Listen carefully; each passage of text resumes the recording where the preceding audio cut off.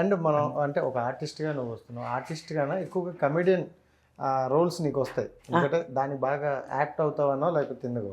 So అంటే నీకు నచ్చిన బాగా నచ్చిన కమెడియన్ ఈయన మనకు గురువు, అంటే ఇలాంటి వ్యక్తి వల్ల నేను కొన్ని నేర్చుకున్నా అనే వ్యక్తి ఎవరు ఉన్నారు కమెడియన్లో? కమెడియన్స్లా కమెడియన్స్ కంటే నాకు బాగా ఇష్టమైన విలక్షణ నటుడు కోట శ్రీనివాసరావు సార్. నాకు చాలా ఇష్టమైన కోట శ్రీనివాసరావు గారు అంటే నాకు పిచ్చి. ఎందుకంటే ఏ పాత్ర అయినా సరే అవలేలగా చేయగలిగేటువంటి సమర్థుడు కోట శ్రీనివాసరావు సార్.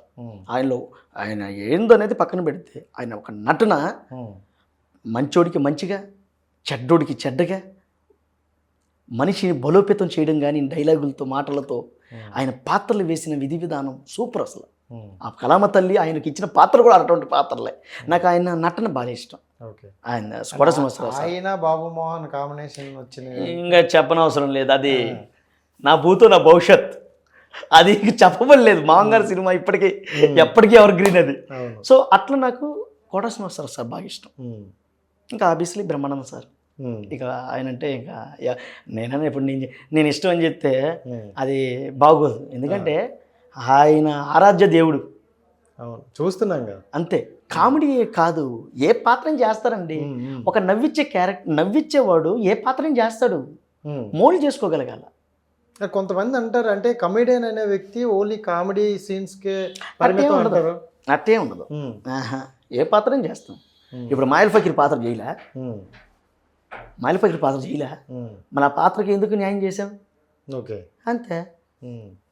ఎప్పుడైనా ఒక ఘాటికే కట్టేయడం అనేది అసమర్థత. ఇప్పుడు ఒక క్యారెక్టర్ని నువ్వు సృష్టించావు, ఆ క్యారెక్టర్ని నేను కూడా పెట్టుకుంటానంటే నువ్వు క్రియేటర్ కాదు. ఇంకా ఓకే, నేను చెప్పేది అర్థం చేసుకోండి. మీరు సృష్టించిన క్యారెక్టర్ని వేరే వాళ్ళు పెట్టుకున్నారంటే ఒక క్రియేటర్ లేనట్టే. క్రియేటర్ ఉన్నవారు ఆ పాత్రని ఈ విధంగా వాడేది, ఇతను వాడిన విధానం భలే ఉంది. ఇతన్ని మనం ఎలా వాడాలి? అవును, ఇప్పుడు ఒక పాత్రని మీరు నన్ను ఈ విధంగా వాడారు, ఈ పాత్ర ఇతను వాడాడు కదా, ఇతను వాడిన విధానంలో నుంచి మనం ఏ విధంగా వాడాలి అనేది క్రియేషన్. అది ఆలోచించాలి. ఆల్రెడీ వాడేసిన క్యారెక్టర్ని మళ్ళీ వాడుకుంటే ఏముంటుంది? అందుకే బ్రహ్మానందం సార్ లాంటి వాళ్ళు ఇన్ని వందల సినిమాల్లో ఇన్ని వందల క్యారెక్టర్లు చేయగలిగారు. అదృష్టం తల్లి వచ్చింది, కళామ తల్లి ఇచ్చింది. అండ్ ఇంకోటి ఏంటంటే ఫైనల్గా ఇప్పుడు అంటే పొలిటికల్గా చూసుకుంటే చంద్రబాబు నాయుడు గారు ఆ స్క్రిప్ట్లోనే మీరు ఒక లెంత్ చేస్తున్నారనమాట, అది పెయిడ్ చేస్తున్నారు. సో అవతల అంటే ఇంకో పార్టీని కించపరచడం కోసమే చేస్తున్నారని రూమర్ అయితే ఉంది, దానికి ఏం చెప్తారు? ఏం లేదన్న, ఒక కళాకారుడిగా వచ్చిన అవకాశాన్ని పనిచేస్తున్నాం. ఇప్పుడు అవకాశం ఇవ్వలేదు. మొన్న ఒక 4-6 months నేను షూటింగ్లో ఉన్నా. అప్పుడు దాన్ని ఏముంది చేయలేదు, రాలేదు. ఫస్ట్ వింటారా మీరు? వింటా.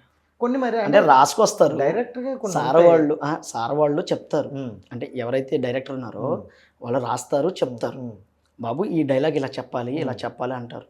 అందులో ఏదన్నా ఉందనుకోండి, అన్నా ఇదేదో బాగాలేదన్నా అంటే ఏ కాడికి ఒకటన్నా, మనం ప్లస్ చేసినా ఒప్పు చేసినా తప్పు అయితే తప్పే. అవును, ఇది మాత్రం కన్ఫర్మ్. మనం ప్లస్ చేయని మైనస్ చేయని ఏదైనా చేయని ఒక కళాకారుడిగా తప్పే. అది నేను క్లియర్గా ఇప్పుడు కాదు, చాలా ఎప్పుడైనా చెప్తా. అంటే మా నాన్నగారు చెప్పిన విలువలు ఈ కాదు. అంటే నువ్వు తప్పు చేశాను, తప్పు చేశానని చెప్పట్లా. తప్పు అనేది 50% ఉంది, బతుకు తిరుగు 50% ఉంది. ఒక మనిషిని చేసేది కూడా మన ఒకసారి ఇంకోటి ఎక్స్ట్రీమ్గా వెళ్ళం మేము ఎప్పుడు కూడా. అంటే ఆయన కూడా వెళ్ళరు, నేను చేయడం కూడా వెళ్ళను. ఎక్కడ దాకా మనం పని చేయాలో అక్కడ దాకే పని చేస్తాం. అది అయితే ఇంకోటి లాస్ట్ ఫైనల్ ఏంటంటేనా, ఈ లైఫ్ అంతా కూడా జగనన్న ఆయన పాత్ర నాకు రావడం నా అదృష్టం. నేను ఎప్పుడూ అభిమానిగా ఉన్నా. ఇంకొకటి, ఆయన మీద నాకు ఎప్పుడు ద్వేషం లేదు.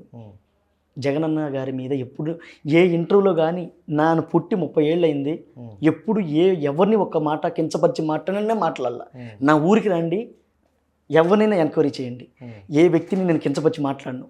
అడుక్కునే వాళ్ళైనా కూడా గౌరవంగా వాళ్ళకి ఏం కావాలో చెప్పి ఇస్తా నేను.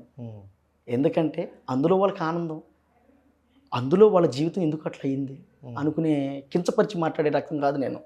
సో నాకు ఆయన పాత్ర వచ్చింది, నాకు ఆయన మీద ద్వేషం లేదు.